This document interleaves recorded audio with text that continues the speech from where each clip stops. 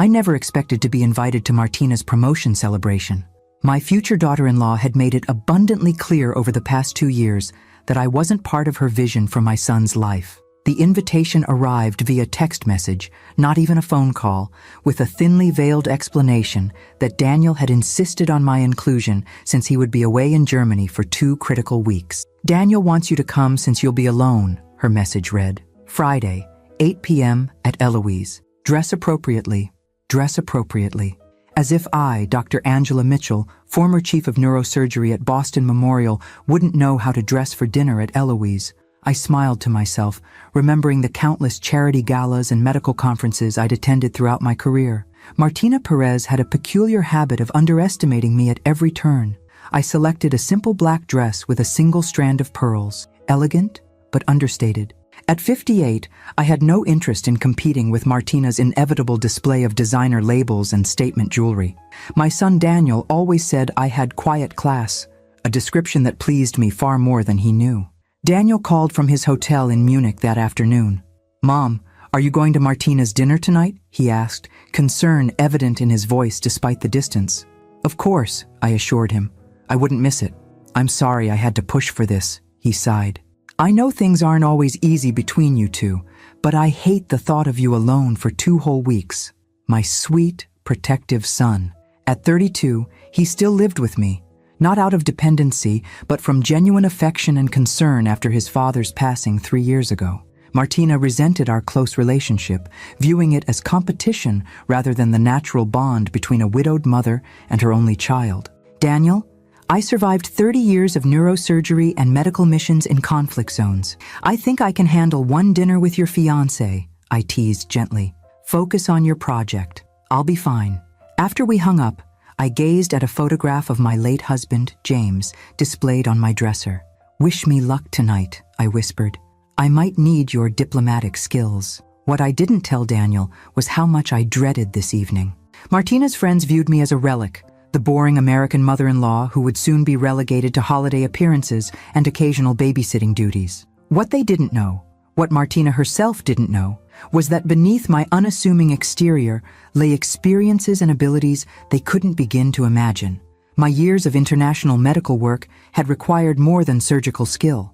I'd learned Spanish during repeated missions to Colombia and Guatemala, French while working with Doctors Without Borders in West Africa, and Italian during a fellowship in Milan. Languages had never been my profession, merely tools necessary for the work that mattered. I called a rideshare service, deciding against driving myself. Something told me I might need a guaranteed exit strategy tonight. As the car approached Eloise, Boston's newest and most exclusive restaurant, I mentally prepared myself for an evening of polite smiles and careful conversation. What I couldn't possibly prepare for was how dramatically this dinner would change everything. Eloise gleamed with understated luxury, all polished brass, dark wood, and ambient lighting designed to flatter even the most discerning clientele. I spotted Martina immediately, holding court at the center of a large table, her glossy dark hair styled in perfect waves, her red dress a deliberate focal point in the muted restaurant. Her expression flickered briefly when she saw me, annoyance quickly concealed beneath a practiced smile. "Angela, you made it!" she called out, her voice carrying a forced brightness. "Everyone, this is Daniel's mother. Not my future mother-in-law or even Angela Mitchell. Just Daniel's mother, defined solely by my relationship to her fiancé." I smiled warmly, greeting each person as Martina reluctantly made introductions. Her parents, visiting from Miami, 3 friends from her college days, 2 colleagues from her firm. And at the far end, a distinguished-looking man introduced simply as Mr. Thompson, our CEO. "Pleasure to meet you all," I said, taking the empty seat clearly left as an afterthought between Martina's mother and a college friend whose name I'd already forgotten. "Congratulations on your promotion, Martina. Daniel is so proud." She nodded dismissively. "He should be here to celebrate it. This account could transform our firm's international presence." "I'm sure he wanted to be," I replied evenly. "The aerospace project in Munich is equally important to his career." Martina turned away, effectively ending our conversation as she launched into a detailed recounting of her promotion for those who hadn't heard it yet. I engaged in pleasant small talk with her mother, who seemed slightly uncomfortable but not unkind.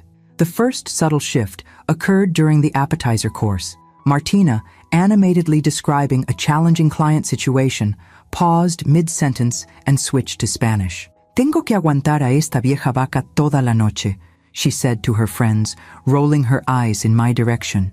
Miren cómo come, tan lenta y aburrida como todo lo que hace. I have to put up with this old cow all night. Look how she eats, as slow and boring as everything she does. Her friends laughed nervously, while her parents exchanged uncomfortable glances. Mr. Thompson, focused on his food, seemed oblivious to the sudden language switch. I simply continued eating, maintaining a pleasant expression. After 30 years of surgery, I'd mastered the art of keeping my face neutral under pressure. Emboldened by my apparent ignorance, Martina continued, switching to Spanish whenever she wanted to make a cutting remark about my appearance, my outdated hairstyle, my boring career. Su voz me vuelve loca, she complained during the main course. Chillona como un chihuahua. No sé cómo Daniel la soporta. Her voice drives me crazy. Squeaky like a chihuahua. I don't know how Daniel stands it. By dessert, she had grown increasingly blatant, describing to her laughing friends how she planned to ensure I would rarely visit once they were married. La pondré en un asilo tan pronto como sea posible, she declared. Daniel necesita cortar el cordón umbilical. I'll put her in a nursing home as soon as possible. Daniel needs to cut the umbilical cord. Throughout it all, I maintained my composure, engaging politely with others at the table in English, pretending oblivion to the running commentary about me. I noticed Mr. Thompson watching me with an unreadable expression during one of Martina's particularly vicious tirades. Did he understand Spanish too? As the evening wound down and people began gathering their things, I decided the moment had arrived. I stood slowly, ensuring I had everyone's attention. Martina, quiero agradecerte por invitarme esta noche. I began in perfect Spanish, watching her face drain of color. Es interesante que me compares con una vaca, ya que representan fuerza, nutrición y sustento en muchas culturas. Quizás sea un cumplido involuntario. Martina, I want to thank you for inviting me tonight. It's interesting that you compare me to a cow, as they represent strength, nourishment, and sustenance in many cultures. Perhaps it's an unintentional compliment. The table fell silent. Martina's mother covered her mouth in shock. Switching seamlessly to French, I continued. Quant à ma voix de chihuahua, ces petits chiens sont connus pour leur loyauté féroce et leur longévité. Deux qualités que je valorise énormément, surtout dans les relations familiales. As for my chihuahua voice, these small dogs are known for their fierce loyalty and longevity. Two qualities I value greatly, especially in family relationships. Martina's friends stared open-mouthed. Her father looked down at his plate. Finally, I shifted to Italian. Il vero carattere di una persona raramente si rivela quando è circondata da chi la ammira, ma piuttosto quando crede di poter sminuire gli altri senza conseguenze. Mio figlio sceglierà il suo cammino, ma spero sinceramente che trovi qualcuno che dimostri rispetto non solo quando è conveniente, ma anche quando crede che nessuno stia guardando. A person's true character is rarely revealed when surrounded by those who admire them, but rather when they believe they can belittle others without consequences. My son will choose his own path, but I sincerely hope he finds someone who shows respect, not only when it's convenient, but even when they think no one is watching. I returned to English for my conclusion. Thank you all for a lovely evening. Martina, congratulations again on your promotion. I'm sure you've worked very hard for it.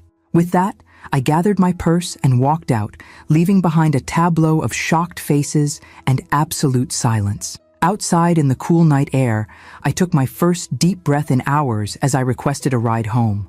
Whatever happened next, I knew nothing would be the same again. And strangely, despite the unpleasantness of the evening, I felt lighter than I had in years, as if I'd finally set down a burden I hadn't realized I was carrying. I didn't tell Daniel about the dinner. When he called the next day, I simply said it had been an interesting evening and changed the subject to his project in Germany. He sounded relieved that I'd attended and that there had been no overt conflicts, at least none that I was reporting. Martina didn't contact me at all in the days that followed. I hadn't expected her to. The kind of humiliation she'd experienced doesn't typically inspire immediate reconciliation, especially from someone so image-conscious. I went about my usual routines: volunteer work at the free clinic, lunch with former colleagues, managing the household in Daniel's absence. 4 days after the dinner, my doorbell rang unexpectedly. When I opened it, I found Mr. Thompson, Martina's CEO, standing on my porch, his expensive suit somehow not out of place in my quiet suburban neighborhood. "Dr. Mitchell," he greeted me formally. "I hope you don't mind my unexpected visit. I asked Martina for your address, though I didn't specify why I needed it." "Mr. Thompson," I replied, hiding my surprise. "Please come in." I led him to my living room, a comfortable space filled with mementos from my international medical work. A carved wooden statue from Guatemala, textiles from West Africa, a small painting from an Italian patient. "Coffee?" I offered. "That would be wonderful," he nodded. "Black, please." When I returned with 2 cups, he was examining a framed photograph of me in surgical scrubs, standing with a team in what was visibly a field hospital. "Colombia, 2008, I explained, handing him his coffee. "After the flooding in Antioquia." "Impressive," he said, taking the cup. "Dr. Mitchell, I'll be direct. I was extremely impressed by your composure and linguistic abilities at Martina's dinner. Our firm is expanding aggressively into international markets, particularly in Spain, France, and Italy, and we're seeking consultants who can help navigate cultural and communication challenges with potential investors." I hadn't expected this turn of events. "Mr. Thompson, please call me Richard," he interrupted. "Richard," I amended. "I appreciate your directness. However, I should clarify that languages have never been my profession. I learned them out of necessity for my medical work. That practical experience is precisely what interests us," he explained. "Anyone can learn textbook phrases. You clearly understand cultural nuances and can communicate effectively in high-pressure situations, skills far more valuable than formal language credentials." He outlined a consulting position that would involve accompanying executives to international meetings, helping prepare culturally appropriate presentations, and occasionally translating during sensitive negotiations. "The compensation would be substantial," he concluded, naming a figure that would indeed be generous for part-time consulting work. I considered his offer carefully before responding. "I'm genuinely flattered, Richard, and I sincerely appreciate your recognition of skills that often go unnoticed. However, medicine has always been my calling. While I'm retired from surgery, my volunteer work with underserved populations remains my passion." He nodded, not seeming particularly surprised by my refusal. "I suspected as much, but felt the offer was worth making. The way you handled yourself at that dinner, with such dignity despite Martina's behavior, suggested someone with exceptional character as well as skills." "Thank you," I said simply. "May I ask," he ventured, "whether Daniel knows what transpired that evening?" "No," I replied, "and I don't intend to tell him. That's between Martina and him." Richard studied me for a moment. "That's remarkably generous given the circumstances." "It's not generosity," I clarified. "I've never believed in triangulating relationships. Daniel is an adult who must make his own decisions based on his direct experiences, not on second-hand accounts, even from his mother." We spoke for a while longer about neutral topics: the challenges of international business, my experiences in different countries, Boston's changing landscape. As he prepared to leave, he handed me his business card. "My offer remains open, should you ever reconsider. And regardless, I hope we might meet again under more pleasant circumstances." "I'd like that," I replied honestly. After he left, I wondered briefly if Martina would learn of his visit and what she might make of it. But that concern quickly faded. I had lived too long to worry about the opinions of someone who had shown such poor judgment and character. Little did I know that the real consequences of that dinner were only beginning to unfold. A week passed uneventfully. Daniel called daily from Germany, his excitement about the project evident despite the exhaustion in his voice. I continued my volunteer work at the free clinic, finding comfort in the routine of helping others. Martina remained conspicuously silent. No calls, no texts, not even the perfunctory group messages she occasionally sent when coordinating family gatherings. The silence suited me. I had never sought conflict with my future daughter-in-law, merely a basic level of respect that had consistently proven elusive. Now, with the dynamic between us irrevocably altered, I wondered what would happen when Daniel returned. Would Martina tell him what had occurred? Would she present a sanitized version that cast her in a more favorable light? Or would she, like me, choose to keep the entire incident private? I received my answer on a rainy Tuesday afternoon. I was preparing dinner when my doorbell rang for the second unexpected time that week. Through the peephole, I saw Carlos, one of Daniel's closest friends since college. Though he hadn't attended the fateful dinner, he was close with several of Martina's friends who had been present. "Carlos," I greeted him warmly. "What a nice surprise. Come in out of this rain." He stepped inside, removing his wet jacket, his expression uncharacteristically serious. Carlos had always been the light-hearted one in Daniel's friend group, quick with jokes and seemingly incapable of maintaining a somber mood for long. "Dr. Mitchell," he began formally, which immediately alerted me that this wasn't a casual visit. "I need to talk to you about something important." I led him to the kitchen, where the scent of simmering soup created a homey atmosphere at odds with his evident discomfort.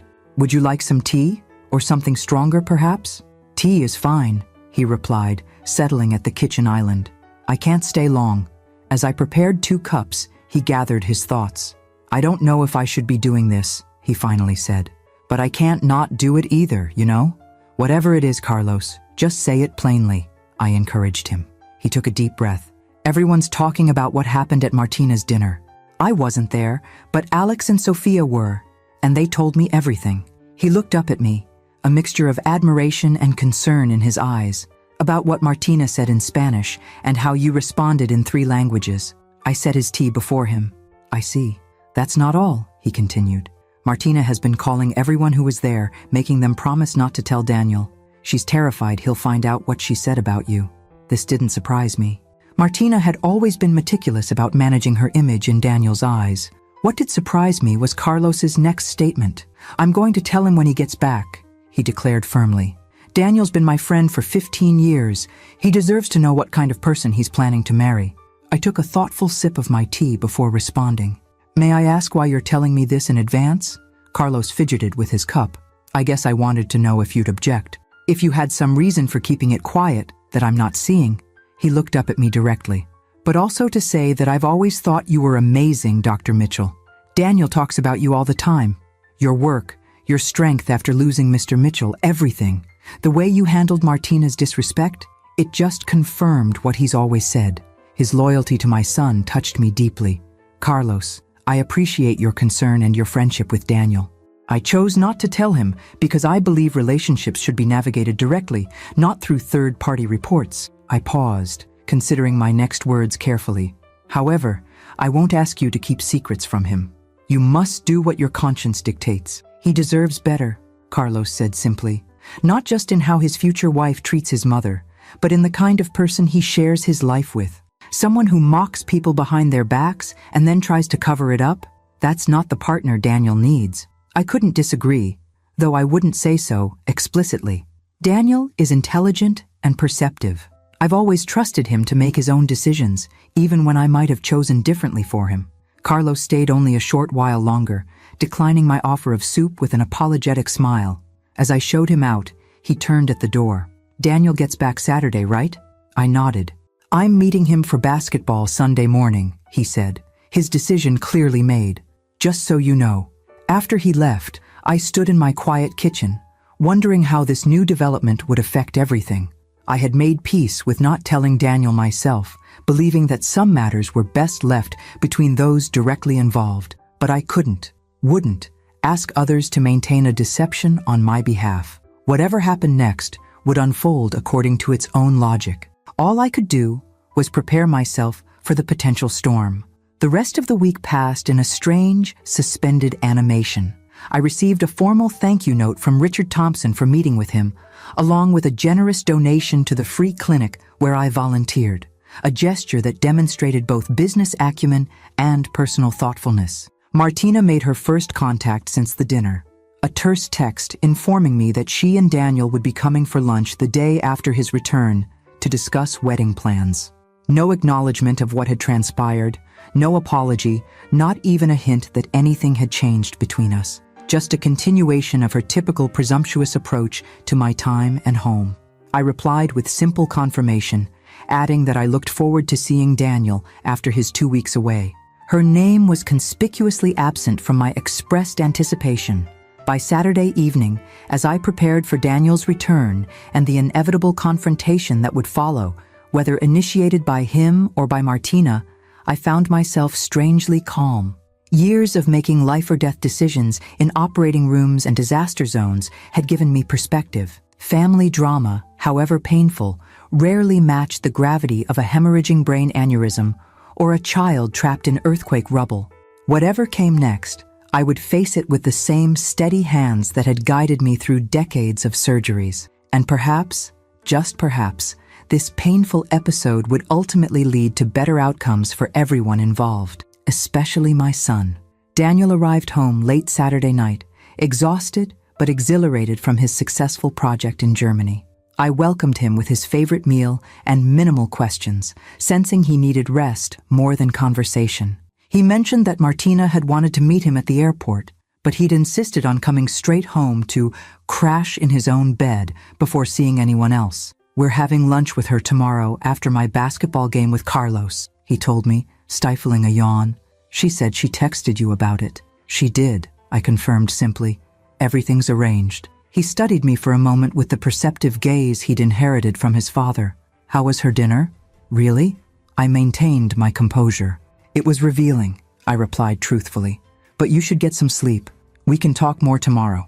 Sunday morning dawned bright and clear. Daniel left early to meet Carlos, giving me a quick hug and promising to be back by noon for lunch with Martina. I prepared his favorite foods, a habit from his childhood that I'd never outgrown, and set the dining room table with deliberate calm, uncertain what the coming hours would bring. At 11:45, I heard Daniel's car in the driveway much earlier than expected. The door opened and closed with unusual force. His footsteps, normally leisurely, sounded quick and purposeful on the hardwood floors. "Mom," he called, his voice tight with an emotion I couldn't immediately identify. "In the kitchen," I responded, drying my hands on a towel as I turned to face him. He stood in the doorway, still in his basketball clothes, his expression a complex mixture of anger, confusion, and pain. "I need to ask you something, and I need the absolute truth." I nodded, mentally preparing myself. "Always. At Martina's dinner," he began, his voice controlled but strained. "Did she make insulting comments about you in Spanish, thinking you wouldn't understand?" So Carlos had told him. "Yes," I answered simply. "And did you respond in Spanish, French, and Italian, letting everyone know that you'd understood everything?" "Yes." He ran a hand through his hair, a gesture so like his father's that it momentarily caught my heart. "Why didn't you tell me?" This was the question I'd been anticipating, the one that required the most careful answer. "Because it was between Martina and me. Because you were focused on an important project thousands of miles away. Because some revelations need to occur directly, not through second-hand reports. She called you a cow," he said flatly, "and a chihuahua. She told her friends she was going to put you in a nursing home as soon as we were married. His voice broke slightly. "She mocked you all night in front of her family, her friends, even her boss." I moved closer, resting my hand on his arm. "Daniel, and you just sat there taking it until the end of the night," he continued, his eyes bright with unshed tears. "Then you responded with more dignity than she deserved." I sighed softly. Dignity was the only appropriate response. Anger would have accomplished nothing. Carlos said her CEO was there, that he understood everything too, and that he looked like he wanted to crawl under the table by the end of your response. I couldn't help a small smile at that image. Mr. Thompson did seem rather disconcerted. He visited me afterward, actually. "He what?" Daniel's surprise momentarily overrode his anger. "He offered me a consulting position," I explained, "working with their international clients." I declined, but it was a thoughtful gesture. Daniel shook his head in disbelief. "So her boss offered you a job after witnessing her behavior?" He laughed humorlessly.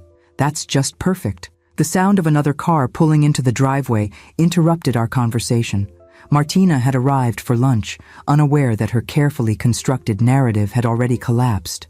Daniel's expression hardened. "I need to handle this alone, Mom. Would you mind giving us some privacy?" "Of course," I agreed, understanding his need to confront Martina without my presence complicating matters. "I'll go for a walk. Take all the time you need." As I gathered my phone and keys, The doorbell rang. Daniel squared his shoulders, visibly steeling himself for the confrontation ahead. I slipped out through the kitchen door to the garden path, avoiding what promised to be a painful encounter. My neighborhood offered peaceful walking routes lined with old oak trees and well-maintained gardens. I chose the longest path, giving Daniel ample time while keeping my thoughts firmly in the present, observing spring flowers, greeting neighbors, appreciating the simple pleasure of physical movement. An hour passed before my phone chimed with a text from Daniel. "She's gone. You can come home now." When I returned, I found him sitting alone in the living room, staring at the framed photo of the three of us, Daniel, James, and me, taken on Daniel's college graduation day. His expression was somber but composed. "I broke the engagement," he said without preamble as I sat beside him. I nodded, neither expressing approval nor offering platitudes. This was his decision, and he needed no validation from me. "She denied it at first," he continued. "Said Carlos was lying, that her friends were exaggerating, that you had misunderstood her Spanish." He shook his head. "When I didn't believe her, she switched to saying it was just harmless joking that you took too seriously." "A common defense," I observed neutrally. "Then she cried, said she was just stressed about the promotion, about wedding planning, about me being away." His expression hardened again. "When none of that worked, she got angry. Said that you and I have an unhealthy relationship, that you've manipulated me my whole life, that you deliberately humiliated her to drive us apart." I remained silent, allowing him to process the experience in his own way. "The thing is," he said after a moment, "even while she was saying all this, she kept speaking to me as if I were a child who couldn't see through obvious manipulation, as if I couldn't recognize exactly what she was doing because I'd never seen it before." He looked up at me, his eyes clear and certain. "But I have seen it before. Every time she talked about you when you weren't around." I reached for his hand, squeezing it gently.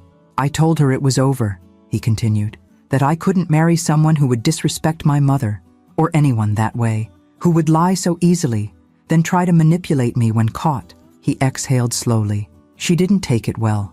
"I imagine not," I said softly. "She said she'd call me when I was thinking clearly again," he added with a grimace, as if this were just a temporary tantrum she needed to wait out. We sat in companionable silence for a while, the weight of what had happened settling around us. Finally, Daniel turned to me with a curious expression. "Mom, why didn't you ever tell me you speak 3 languages fluently?" I smiled slightly. 4, actually. I can manage decent German as well, though it's a bit rusty." He shook his head in amazement. "How did I not know this about my own mother?" "They were just tools for my work, Daniel, like knowing how to use different surgical instruments. Necessary, but not particularly noteworthy." "I'm starting to think," he said slowly, "that there's a lot more to you than I've ever realized." I smiled at my son. This thoughtful man who had just made a painful but principled decision. Perhaps there's more to both of us than Martina ever understood. The following weeks brought a strange new reality. Daniel's broken engagement created ripples beyond our immediate family circle, affecting his social connections, professional relationships, and daily routines. Martina, true to her word, called repeatedly during the first few days, her approaches cycling predictably through tearful pleas, angry accusations, and calculated reasoning.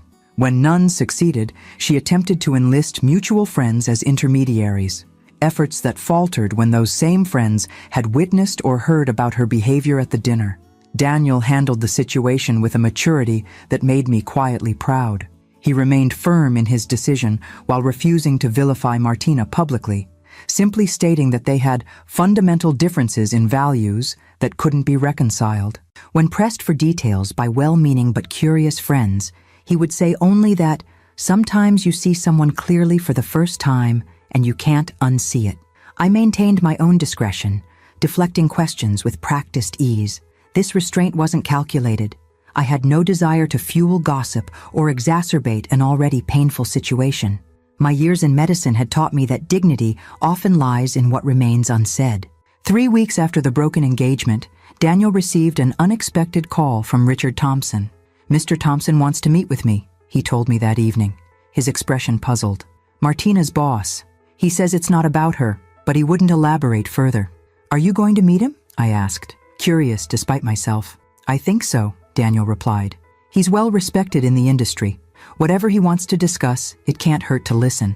The meeting was scheduled for the following day at Richard's Club, the same exclusive establishment where Martina's fateful dinner had taken place. The irony wasn't lost on either of us. Daniel returned from the meeting with news that surprised us both. "He offered me a job," he said, still sounding slightly bewildered. "Leading the engineering division of their new aerospace initiative. It would mean relocating to their Chicago office, but the position is substantial." "That's quite unexpected," I acknowledged, especially given the circumstances. "He said it had nothing to do with Martina or the broken engagement," Daniel continued. "Apparently he's been following my work for months.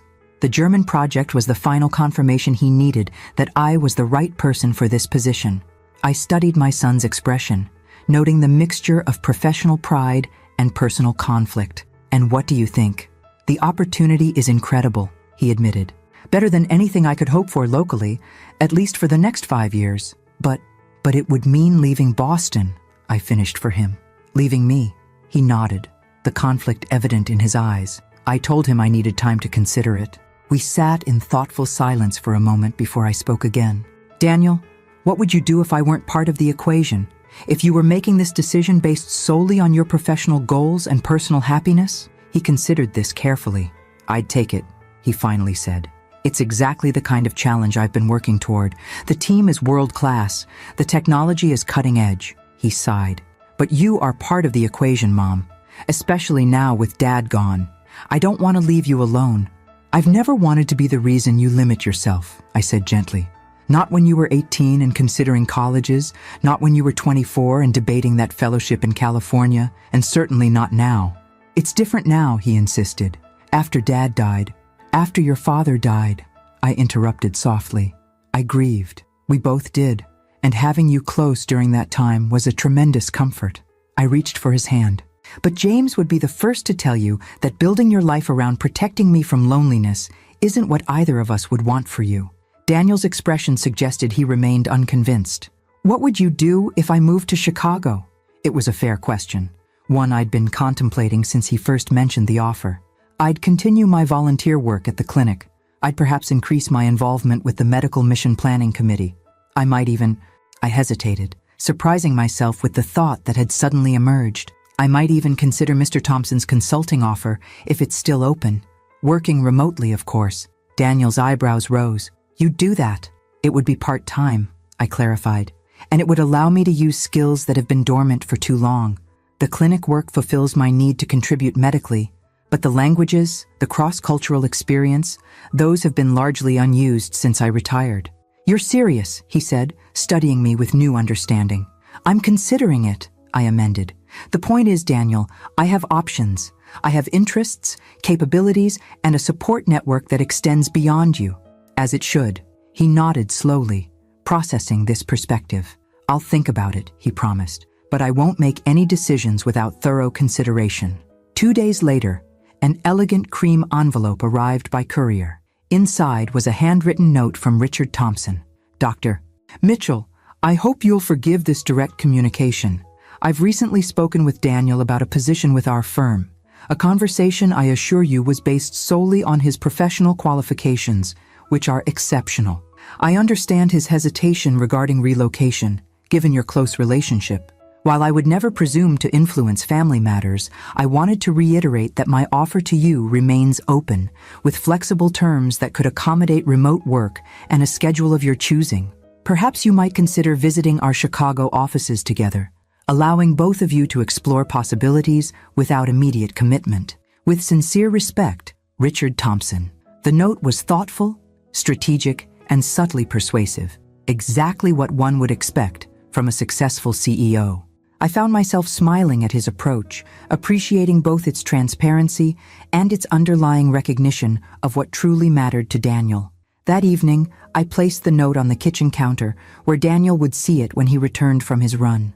This wasn't a decision I could or should make for him, but I could ensure he had all relevant information.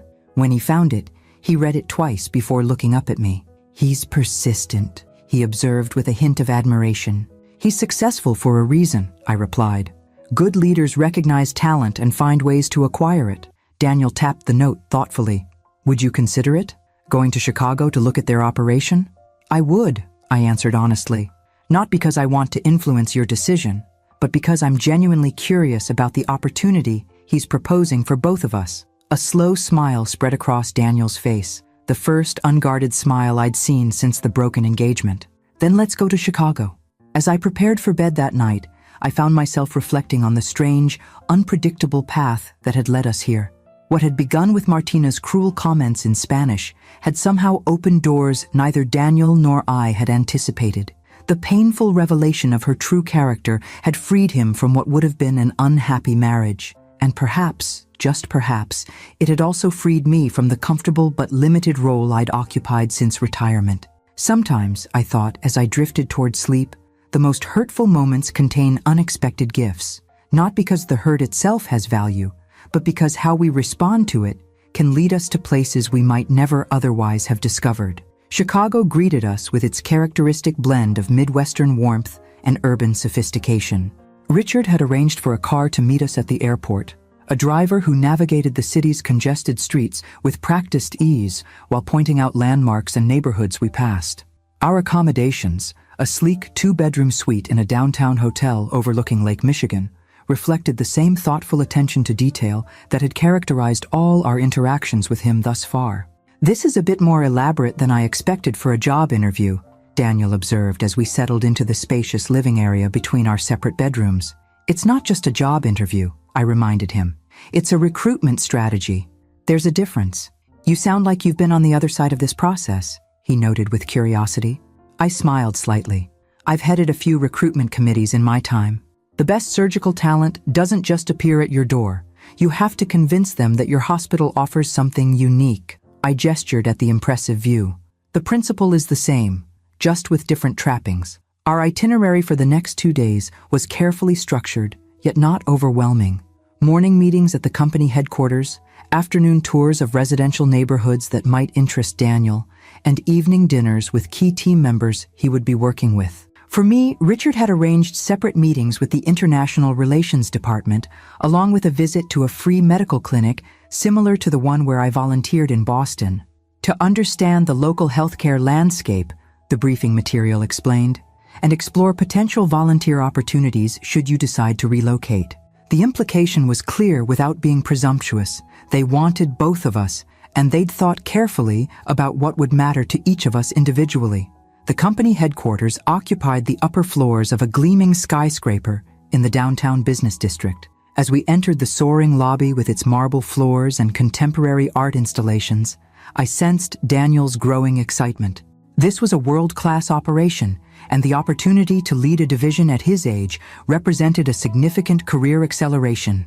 Richard met us personally, extending the courtesy of greeting me first, despite Daniel being the primary recruitment target. "Dr. Mitchell, I'm delighted you could join us. And Daniel, welcome to what I hope might become your professional home." The morning unfolded with precision. Daniel was whisked away to technical meetings and facility tours, while I was introduced to Helena Vasquez, the Director of International Relations. "Richard speaks very highly of your linguistic abilities and cross-cultural experience," she began, as we settled in her elegantly appointed office. "Though I understand your background is in neurosurgery rather than business." "That's correct," I confirmed. "Languages were tools for my medical work, not my primary expertise." "In my experience," Helena replied with a knowing smile, "the most valuable consultants are those who've applied their skills in high-stakes real-world situations rather than theoretical contexts. A surgeon who can explain complex medical procedures to frightened patients in their native language understands communication on a level that most business professionals never achieve." We spent the next 2 hours discussing the company's international expansion goals, the specific cultural challenges they'd encountered, and the role they envisioned for someone with my unique combination of experiences. The position would be part-time and primarily remote, with quarterly visits to Chicago and occasional international travel for particularly sensitive negotiations. "We're not asking you to become a full-time business consultant," Helena clarified. "Rather, we'd like access to your perspective and abilities on an as-needed basis. The compensation would reflect the value we place on that access, not the hours worked." It was a thoughtfully crafted proposal that acknowledged my primary commitment to medical volunteer work while offering a new avenue for applying underutilized skills. I found myself genuinely intrigued by the possibility. "I'll need time to consider it," I told her honestly. And naturally, my decision would be influenced by Daniel's. "Of course," she nodded. "Though I hope you know that the offer stands independently. Richard was impressed by you before he ever met your son." The scheduled tour of the local free clinic proved equally enlightening. The facility was larger and better equipped than the one in Boston, with dedicated specialists volunteering weekly and a robust program for treating undocumented immigrants who couldn't access traditional health care. The medical director, upon learning of my background, immediately outlined multiple ways my surgical expertise and language skills could benefit their patient population. "We have a significant Spanish-speaking community," she explained, "and our French-speaking African immigrant population has grown substantially in recent years. Volunteer physicians who can communicate directly with patients are worth their weight in gold." By the time Daniel and I reconnected for dinner that evening, I had a much clearer picture of what life in Chicago might look like for me, not just as Daniel's mother who had relocated to be near him, but as a professional with valuable contributions to make in multiple spheres. Daniel's eyes shone with excitement as he described the aerospace division he would potentially lead, the cutting-edge projects already in development, and the team of engineers he'd met. "They're brilliant," he enthused, "truly world-class. And the resources, Mom, they have testing capabilities I've only dreamed of accessing. The simulation lab alone is years ahead of anything I've worked with." I smiled at his enthusiasm, reminded of James's similar expression when describing a particularly elegant surgical technique or promising research finding. Daniel had inherited his father's passionate engagement with work that challenged his intellect. "And you?" he asked, suddenly remembering that I'd had my own schedule of meetings. "How was your day?" "Surprisingly interesting," I admitted. "The consulting role is more substantive than I expected, focused on specific challenges rather than general translation work. And the free clinic here has resources our Boston facility can only dream about." Daniel studied me with a perceptive gaze. "You're actually considering this, aren't you? Not just for my sake, but for your own?" "I am," I acknowledged, "though I'm not making any decisions after a single day of meetings." Over dinner with Richard and several key executives, the conversation flowed naturally between business topics and personal interests. I observed the team dynamics with professional detachment, noting how they interacted with Daniel, the respect they showed for his expertise, their genuine interest in his perspectives, the absence of condescension despite his relative youth. Most telling was a brief exchange I overheard between Richard and the chief technology officer when they thought no one was listening. "He's sharper than we expected," the CTO murmured. "Could be running the whole division within 5 years if he delivers." "Exactly why we need him," Richard replied quietly. "And his mother is equally impressive. Different field entirely, but the same analytical mind and ethical core." I pretended not to have heard, but the assessment pleased me, not for the personal compliment, but for the recognition that they saw Daniel for his true potential, not merely as an immediate asset. Our second day followed a similar pattern, with neighborhood tours added to give us a sense of daily life in Chicago. By the time we boarded our flight back to Boston the following morning, both of us had considerably more information than when we'd arrived. "No pressure for an immediate decision," Richard had assured us at our final meeting. "Take whatever time you need. Both positions will remain open until you've reached your conclusions." On the plane, Daniel turned to me with an unexpectedly serious expression. "I'm going to take the job," he said quietly. "But I need to know honestly, would you be coming to Chicago because you want to, or because you don't want me to worry about leaving you alone?" I considered my answer carefully, knowing its importance. "Both have influenced my thinking," I admitted. "I won't pretend your presence in Chicago wouldn't be a significant factor, but the opportunities there, both the consulting work and the medical volunteer possibilities, are genuinely appealing in their own right." I met his gaze directly. "I wouldn't relocate my entire life solely to ease your conscience, Daniel. I respect both of us too much for that." He nodded, seemingly satisfied with my sincerity. "Then I think we might be starting a new chapter." As our plane descended toward Boston, the city that had been our home for so many years, I found myself filled with an unexpected sense of anticipation. Change at my age wasn't something I'd been seeking, yet here it was, a new city, New professional challenges, new ways to apply skills I'd thought might remain dormant through my retirement years. All because Martina had called me a cow in Spanish, never imagining I would understand every word. Life's turning points rarely announce themselves in advance. They arrive disguised as ordinary moments, insults casually delivered, small decisions that cascade into transformative changes. Perhaps that's why resilience matters so much, not just to weather the painful moments, but to recognize the opportunities hidden within them. The decision to relocate unfolded in practical stages rather than emotional declarations. Daniel formally accepted Richard's offer, negotiating a start date 6 weeks out to allow for a thoughtful transition. I contacted a respected real estate agent who had helped several of my medical colleagues, arranging to list my house, our family home for over 20 years, by the end of the month. These pragmatic steps somehow made the monumental change feel manageable, breaking an overwhelming life transformation into discrete, actionable tasks. Still, sorting through decades of accumulated memories proved more emotionally taxing than I had anticipated. "Do you want to keep Dad's medical journals?" Daniel asked one Saturday morning as we tackled James's study, a room I'd largely left untouched since his passing. I ran my fingers along the leather-bound spines, each volume representing years of my husband's meticulous documentation of cases, research findings, and professional observations. No, I finally decided, but they shouldn't be discarded. Contact the medical school library.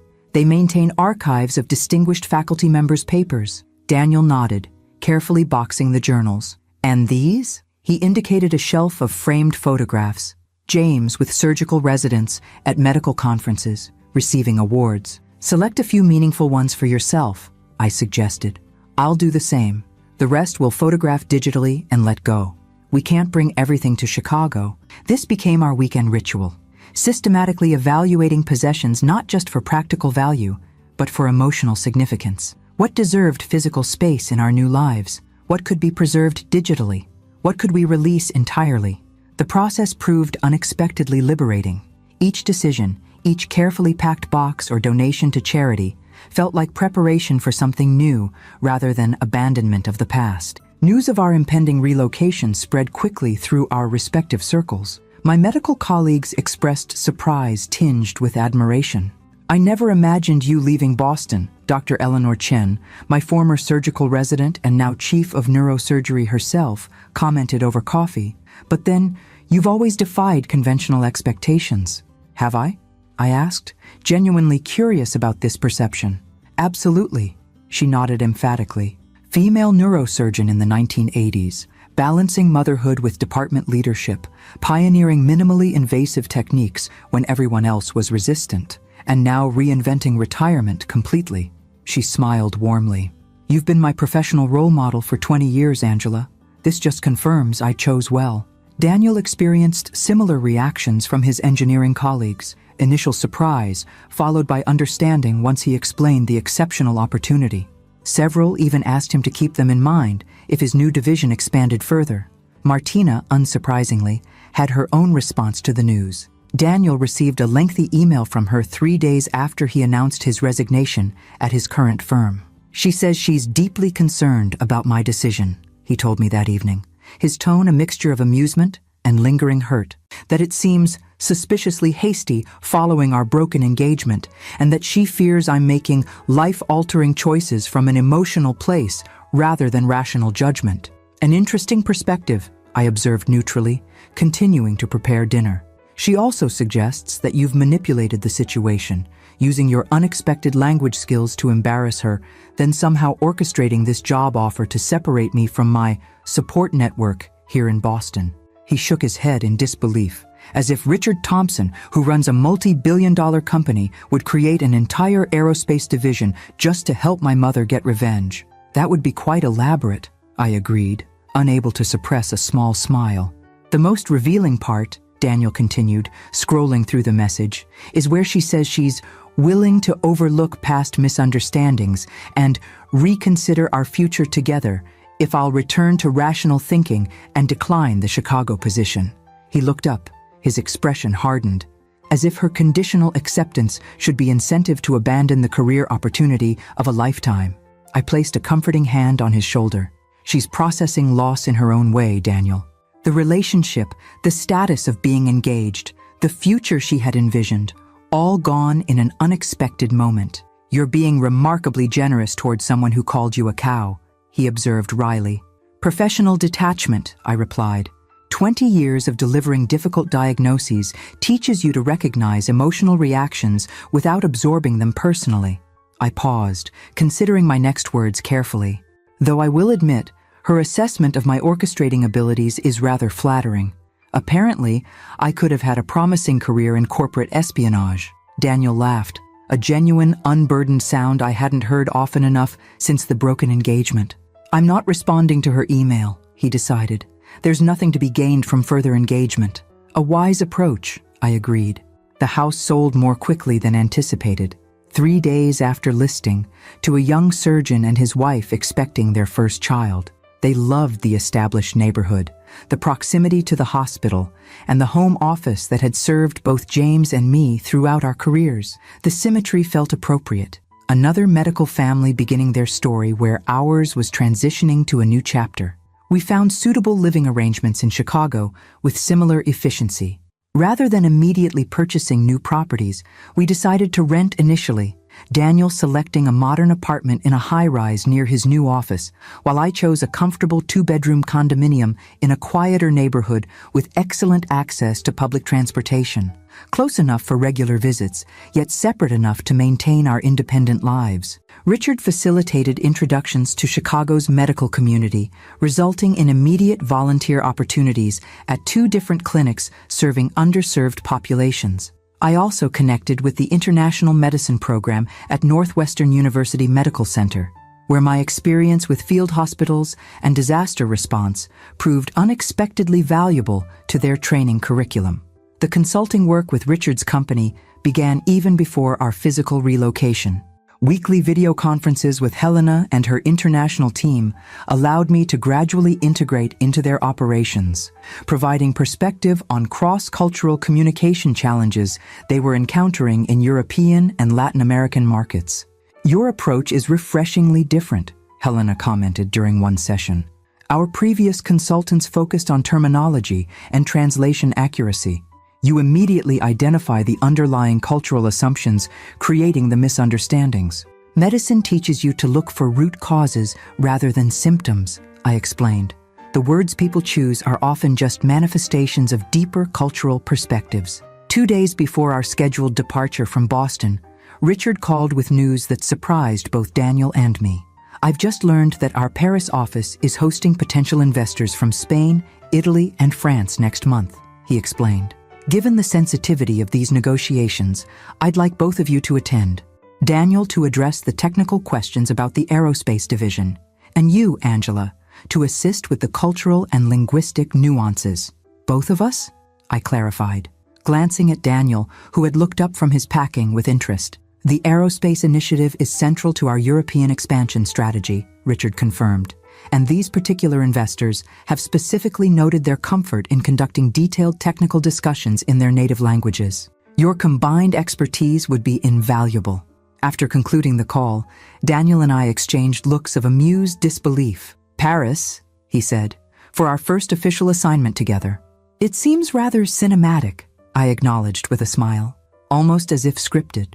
If Martina knew about this, it would absolutely confirm her conspiracy theories, Daniel laughed. My mother, the master manipulator, orchestrating international business trips. Let's add it to my growing list of shadowy accomplishments, I suggested dryly. Right after secretly fluent in multiple languages and covertly influences Fortune 500 CEOs. On our final evening in Boston, after the moving company had taken the last of our boxed possessions and we were camping in empty rooms with just suitcases and air mattresses, Daniel ordered takeout from our favorite local restaurant. We sat on the floor of what had been our living room, eating directly from containers and sharing memories of the house. Remember when Dad tried to install those bookshelves himself? Daniel asked, gesturing to the now empty wall where James's disastrously uneven attempt had eventually been replaced by professional carpentry. He was so determined, I recalled fondly. 3 advanced degrees, could perform microscopic surgery on the human brain, but completely defeated by a level and power drill. He would have loved this, you know. Daniel said after a thoughtful pause. Not just the Chicago opportunity, but seeing you embrace something completely new at this stage of life. He would have been first in line to help pack, I agreed. Your father never feared change. He considered it the only reliable constant in life. As darkness fell on our last night in the house that held so many memories, I found myself filled not with melancholy, but with genuine anticipation. Tomorrow would bring the formal beginning of our new chapter. New city, new professional challenges, new possibilities neither of us had imagined when Martina had issued her ill-fated dinner invitation. To unexpected fluency, Daniel proposed, raising his paper cup of wine in a makeshift toast, and to mothers who continue to surprise their grown children. To new beginnings, I added, touching my cup to his, and to the remarkable ways they sometimes find us. Chicago in autumn proved more beautiful than I had anticipated.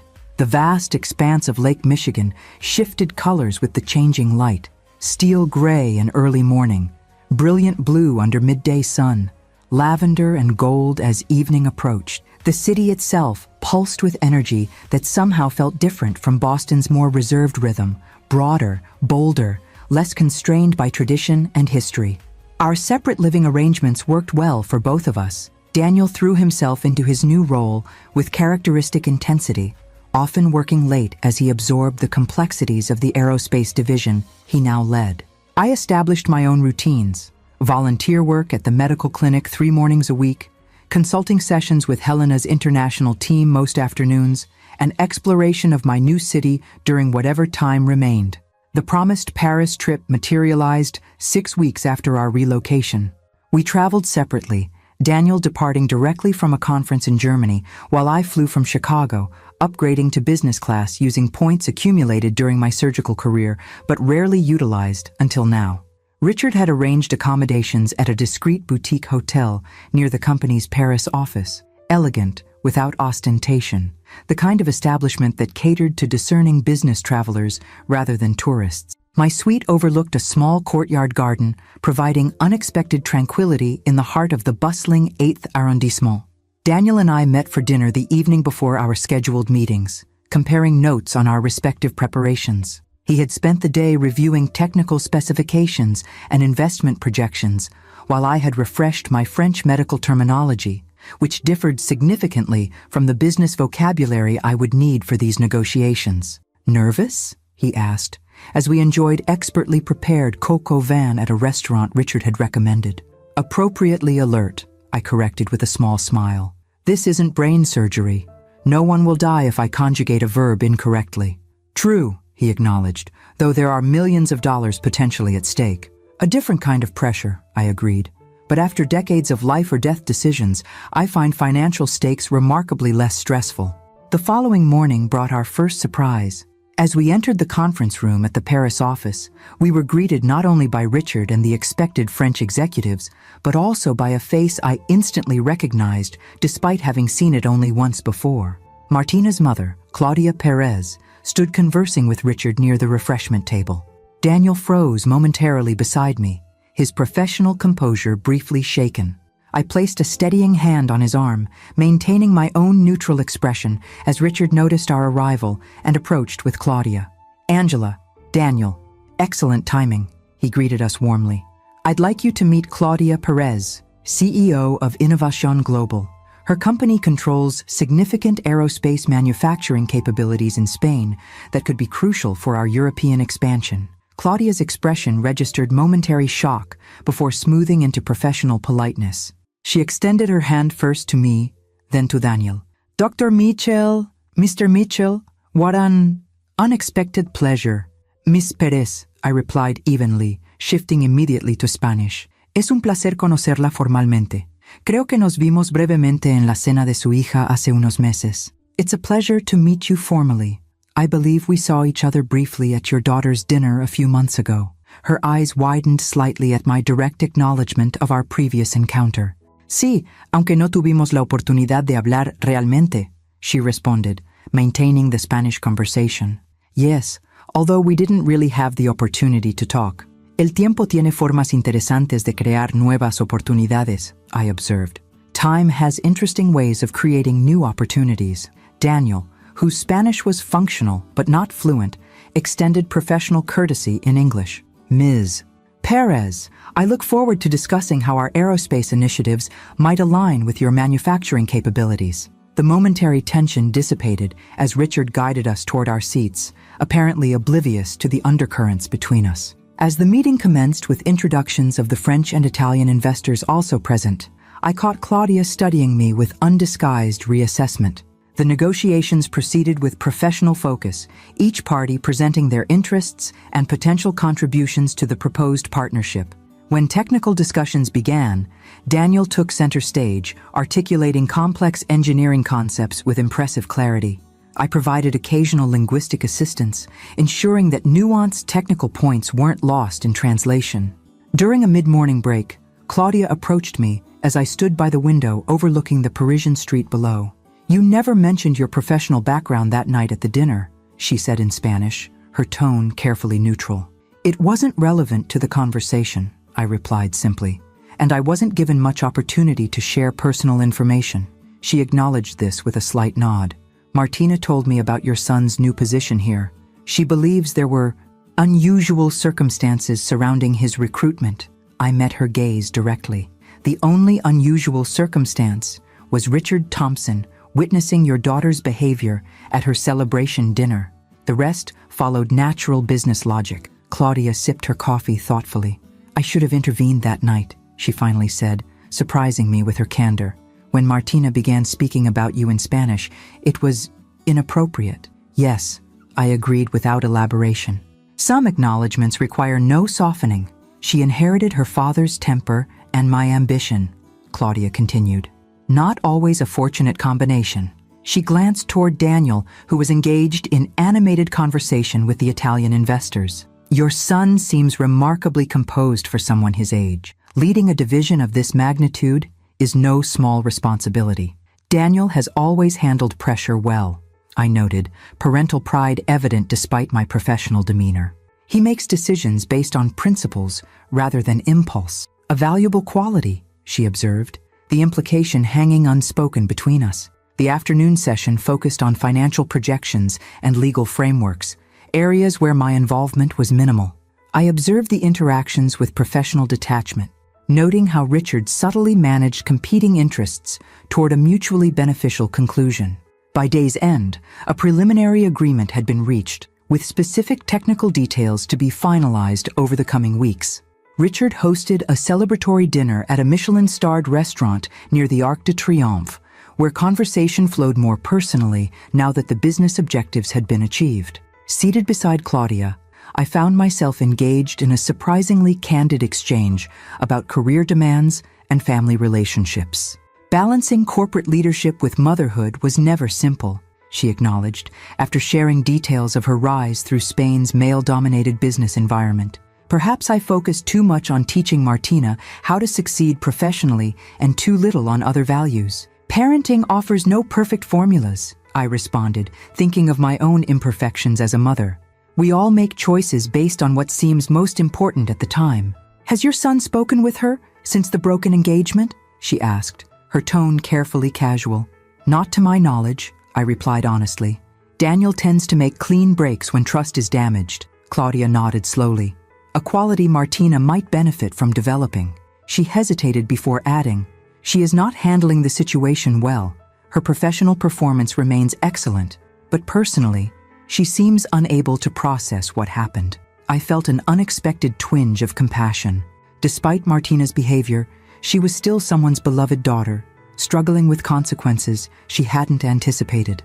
"Time often provides perspective that isn't immediately available," I offered. "Neither condemnation nor absolution." "Perhaps," Claudia agreed, "though some lessons are harder to learn than others." As the evening concluded and we prepared to return to our respective hotels, Richard approached with evident satisfaction. "A successful first collaboration," he observed.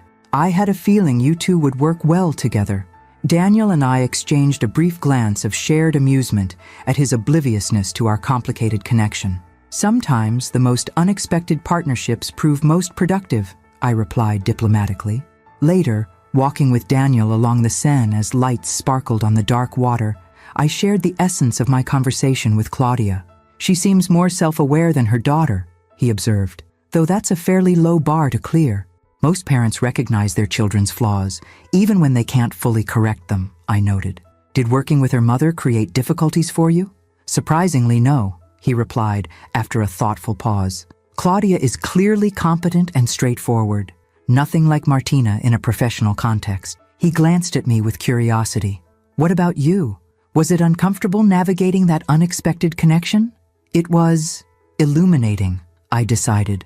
Seeing the mother helped me better understand the daughter, not excuse her behavior, but contextualize it.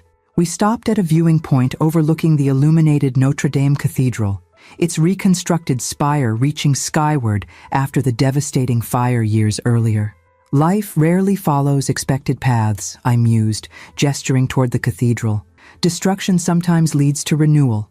Painful endings create space for new beginnings. Very philosophical, Mom, Daniel teased gently. Blame Paris, I replied with a smile. The city inspires contemplation. As we continued our evening stroll through a city neither of us had expected to be visiting in such a capacity, I reflected on the extraordinary chain of events that had brought us here. A cruel comment in Spanish at a dinner table had triggered a sequence that transformed both our professional trajectories and now, improbably, placed us in direct business relationship with the mother of the woman who had inadvertently catalyzed everything. If I believed in fate, I might have seen some cosmic symmetry in this development. As a surgeon, however, I'd always trusted in cause and effect rather than destiny. The logical progression of events following initial conditions, modified by human choices along the way. Perhaps that was the most important lesson emerging from this unexpected chapter. We cannot control all circumstances that affect our lives, but we absolutely determine our responses to them. Martina had chosen cruelty and deception when faced with discomfort. Daniel had chosen integrity when confronted with painful truth. And I had chosen to embrace new possibilities rather than cling to familiar limitations. The outcomes reflected those choices, not cosmic justice, but natural consequences flowing from individual decisions made at critical moments. As we returned to our hotel under a star-filled Parisian sky, I felt profound gratitude, not for Martina's unkindness that had set everything in motion, but for the capacity to transform what could have been merely painful into something unexpectedly valuable.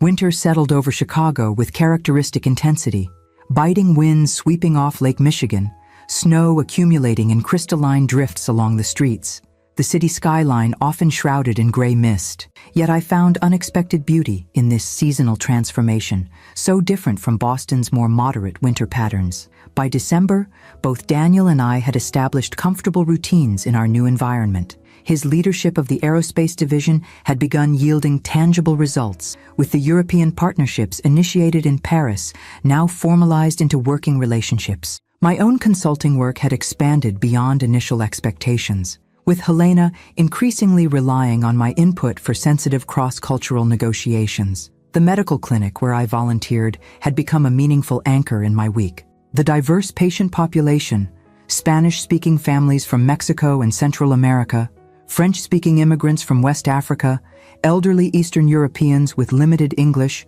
provided ample opportunity to use my linguistic abilities for their original purpose, helping people understand complex medical information during vulnerable moments. You're a godsend in this clinic, Dr.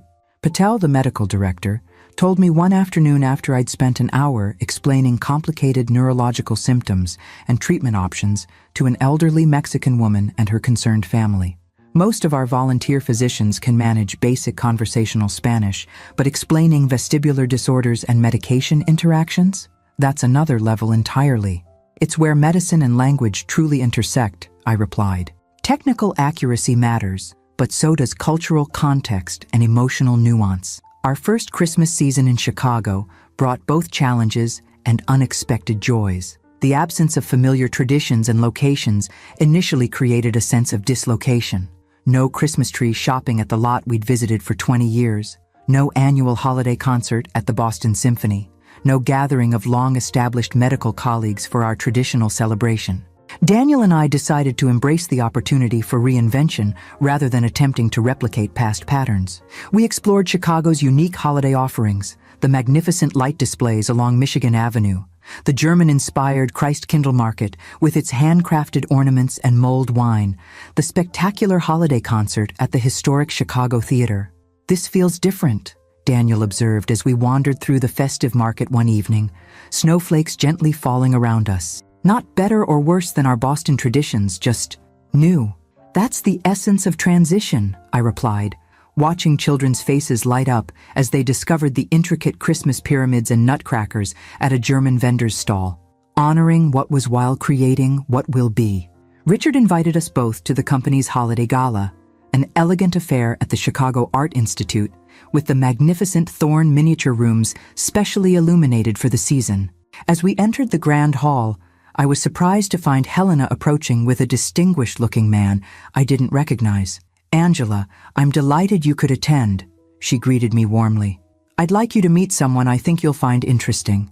This is Dr. Marcus Rivera, Chief of Neurosurgery at Northwestern Memorial." The distinguished gentleman extended his hand with a professional smile. "Dr. Mitchell, your reputation precedes you. Helena mentioned you've been consulting with the company while also volunteering at the community clinic." "That's correct," I confirmed, immediately assessing him with the instinctive evaluation surgeons develop for their peers. His handshake was firm, but not aggressive.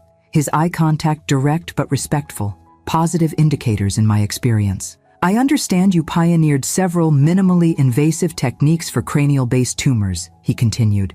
"Your paper on the endonasal approach to pituitary adenomas fundamentally changed our procedural protocols here at Northwestern."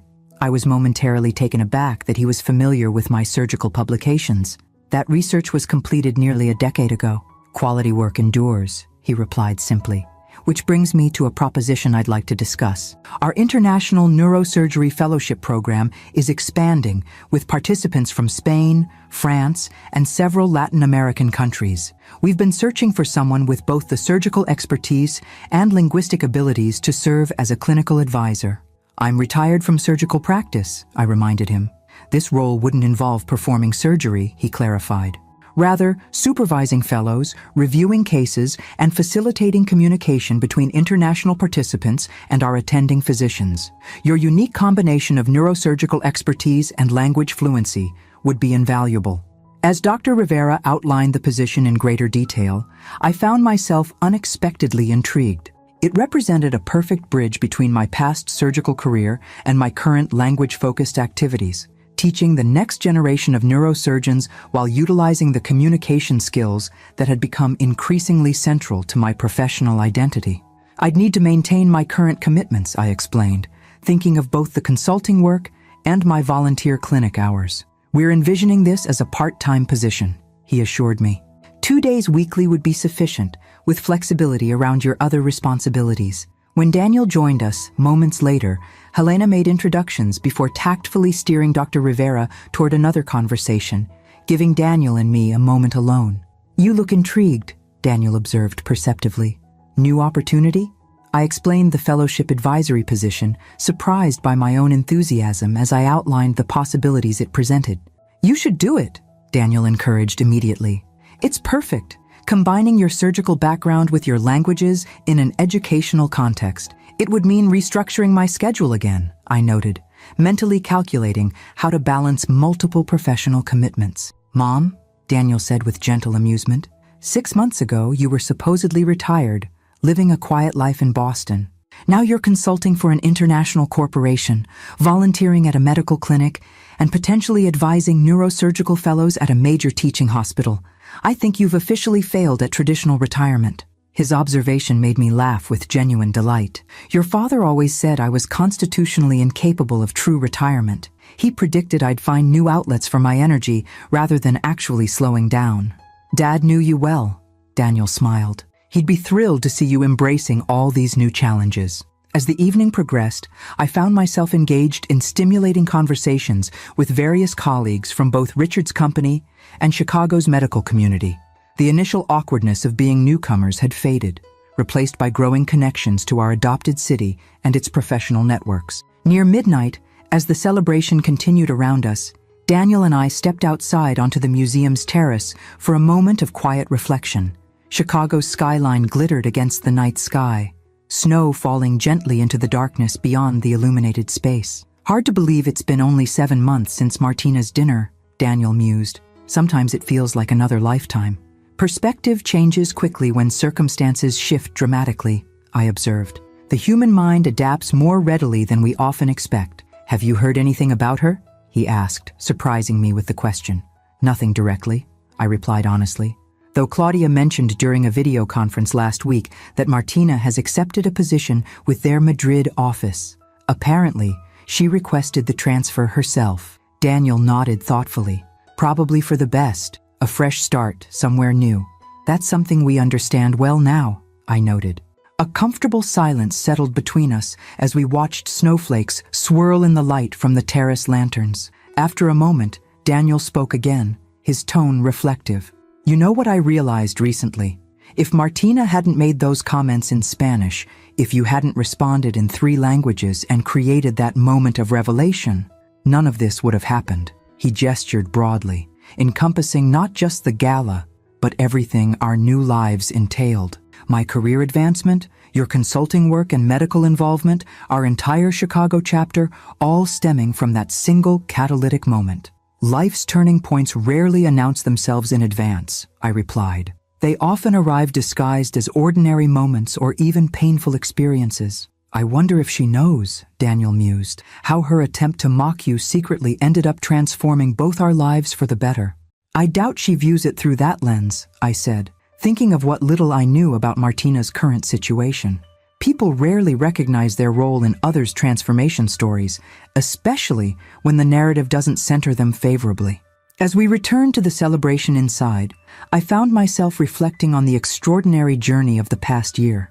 What had begun with cruel words in Spanish had culminated in this moment, standing in one of Chicago's cultural treasures, surrounded by new colleagues and possibilities, my son thriving professionally beside me, both of us engaged in work that challenged and fulfilled us in unexpected ways. The final conversation of the evening came as we were preparing to leave. Richard approached with 2 flutes of champagne, offering a private toast away from the larger gathering. To new beginnings and unexpected journeys, he proposed, raising his glass, and to the remarkable ways language can change lives, sometimes through understanding, sometimes through revelation. The knowing glint in his eye suggested he had always been more aware of the Martina connection than he had let on. You knew from the beginning, didn't you? I asked directly, about what happened at that dinner. His slight smile confirmed my suspicion. Let's just say I recognize valuable talent when I see it, whether demonstrated through professional expertise or through handling difficult situations with exceptional grace. As Daniel and I shared a taxi home through snow-covered streets, I felt a sense of completion that had nothing to do with endings and everything to do with proper alignment, like a complex surgical procedure where the final suture brings all elements into their correct relationship. Martina had unwittingly given me a gift that evening months ago, not through her intended cruelty, but through creating circumstances that revealed possibilities I might otherwise never have discovered. Her mistake, assuming I wouldn't understand her Spanish insults, had ultimately opened doors for both Daniel and me that we hadn't even known existed. There was a certain poetic justice in that outcome, though I took no pleasure in whatever difficulties Martina might be experiencing in Madrid. True resolution doesn't require another's suffering, only the recognition that our responses to adversity often matter more than the adversity itself. As we arrived at my condominium building, Daniel hugged me goodnight with unusual intensity. "Merry Christmas, Mom," he said softly. "I'm so glad we're here, in Chicago, in this moment, in this new chapter, together." "So am I," I replied with complete sincerity. Every unexpected word of it. 1 year to the day after Martina's fateful dinner, I found myself in an unexpected location, standing before an audience of medical students and international fellows at Northwestern Memorial Hospital, delivering a guest lecture on cross-cultural communication in neurosurgical settings. The fellowship advisor position, Dr. Rivera had proposed during the holiday gala, had evolved into a more comprehensive role than either of us had initially envisioned, encompassing not just clinical oversight, but also formal educational components. The language of medicine is universal in its technical aspects, I explained to the attentive faces before me, but the language of healing transcends mere terminology. It requires understanding cultural contexts, family dynamics, and the unique narratives patients bring to their medical experiences. As I guided these brilliant young surgeons through case studies illustrating how linguistic and cultural awareness could dramatically improve patient outcomes, I felt a deep sense of professional fulfillment, unlike anything I'd experienced since retiring from active surgical practice. This wasn't simply teaching technical skills, it was transmitting wisdom accumulated through decades of practice in circumstances these students could barely imagine. Dr. Mitchell, a Colombian neurosurgical fellow, asked during the Q&A session, "How did you develop such precise medical Spanish? The colloquialisms and regional variations you use when speaking with patients from different Latin American countries are remarkably specific." I smiled, considering how to answer without delving into the complete story that had led me here. "Necessity and immersion," I replied.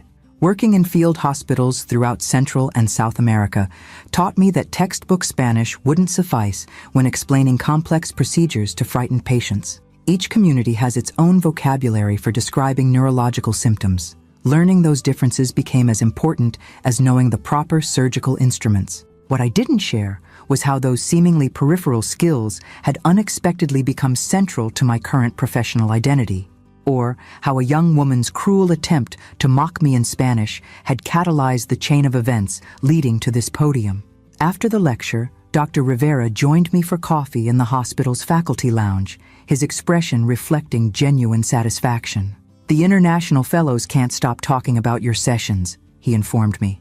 "We've had renowned neurosurgeons visit before, but never one who could switch seamlessly between 4 languages while maintaining both technical precision and emotional intelligence.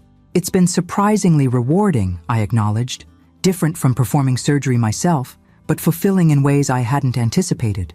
"I've been meaning to ask," he said, changing subjects with casual curiosity, "how you connected with Richard Thompson's organization initially. It seemed an unusual transition from neurosurgery." The question caught me slightly off guard. Over the past year, I had developed a standard explanation for my consulting role, a simplified narrative focusing on my international medical experience and language skills without mentioning the uncomfortable catalyst that had actually initiated the connection. But something about this moment, perhaps the anniversary of that pivotal dinner, perhaps the genuine connection I'd developed with Dr. Rivera as a respected colleague, prompted me toward greater candor. It began with my son's former fiancée insulting me in Spanish at a dinner, not realizing I understood every word, I said, surprising myself with the directness of my response. When I responded in 3 languages at the end of the evening, her boss, Richard Thompson, was present and impressed by how I handled the situation. Dr. Rivera's eyebrows rose slightly, but his expression remained professionally neutral. "That's considerably more interesting than the typical networking story. Life rarely follows predictable narratives," I observed with a small smile. "The moments that most significantly alter our trajectories often arrive disguised as entirely different experiences. A philosophy I found repeatedly confirmed in both medicine and life," he agreed. "Though few transformative moments involve multilingual revelations at dinner parties." His understated humor made me laugh, a genuine, unguarded moment of connection that felt surprisingly comfortable. Dr. Rivera had proven himself a thoughtful colleague over the past months, respected throughout the hospital for both his surgical expertise and his humanistic approach to medicine. At 62, he was close to my own age, a contemporary who understood the medical world as it had evolved through our parallel careers. "The hospital's international program gala is next month," he mentioned as we finished our coffee. "As our fellowship advisor, your presence would be particularly appreciated. Many of our donors specifically support the cross-cultural aspects of our training." "I'd be happy to attend," I replied. "Should I coordinate with your administrative team regarding expectations?" "Actually," he said with a moment's hesitation that seemed uncharacteristic for his typically confident demeanor, "I was hoping you might consider attending as my guest rather than in an official capacity. Dinner beforehand, perhaps." The invitation's dual nature, professional and potentially personal, registered immediately. I studied him with careful consideration, this respected colleague now presenting a possibility I hadn't anticipated. That would be lovely, I decided, surprising myself with how naturally the acceptance came.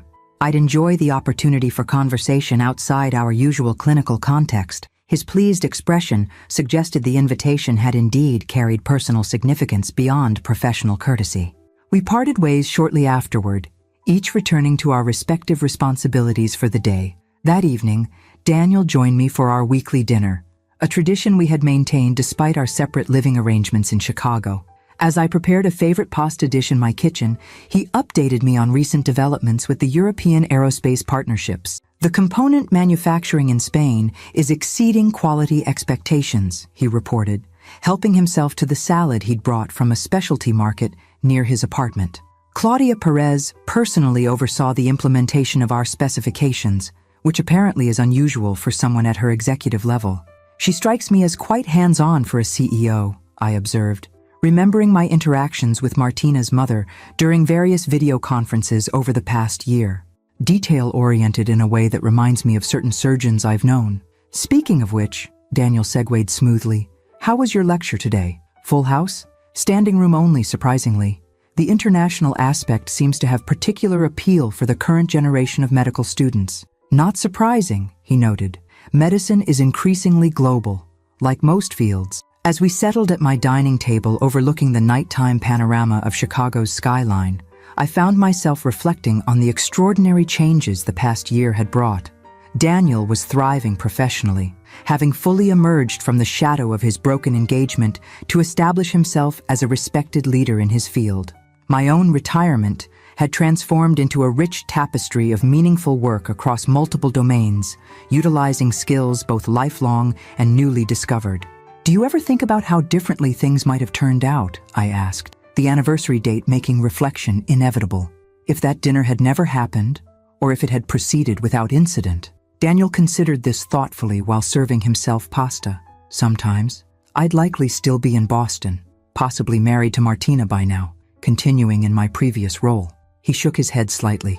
It's strange to consider that alternate timeline, how something so painful at the moment created space for something so much better. Helena mentioned that Martina has apparently found her footing in Madrid, I shared, leading their marketing division for Southern European markets. Good for her, Daniel said without sarcasm. Distance and time provide perspective that proximity often prevents. Indeed, I agreed, thinking of how my own perspective had evolved from that difficult evening to our present reality. Though some lessons are harder earned than others, our conversation drifted to lighter topics. A documentary series Daniel had discovered, a new exhibit at the Art Institute I'd visited, plans for the upcoming holiday season now that we had established our own Chicago traditions. As we enjoyed tiramisu from our favorite Italian bakery, Daniel studied me with sudden curiosity. You seem different tonight, he observed. More, I don't know, reflective, but also lighter somehow. I hesitated briefly before sharing the unexpected development from earlier that day. Dr. Rivera invited me to the hospital's International Program Gala as his guest, not just in my professional capacity. Daniel's eyebrows rose slightly, a smile forming. As in, a date? That distinction wasn't explicitly clarified, I replied with academic precision that made him laugh.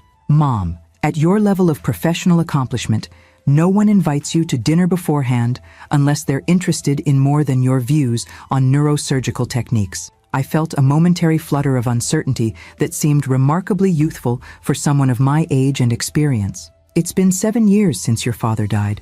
The idea of personal connections beyond friendship hasn't been part of my consideration set. Dad would want you to be happy, Daniel said gently, to find connection and joy wherever it might present itself. Yes, I agreed, knowing this with absolute certainty. He would. As the evening concluded and Daniel prepared to leave, he paused at the door with an expression of genuine contentment. A year ago today, everything seemed to be falling apart. Now look at us. Life's most significant transformations often begin with moments of apparent destruction, I observed, like forest fires that, while devastating, create essential conditions for new growth. He hugged me goodbye with the easy affection that had characterized our relationship since his childhood, a constant amid all the changes we had navigated together. Later, Standing at my living room window, watching Chicago's lights shimmer against the darkness, I reflected on the extraordinary journey from that rainy Boston evening to this moment. Martina's attempt to humiliate me in Spanish had inadvertently opened doors neither she nor I could have possibly anticipated.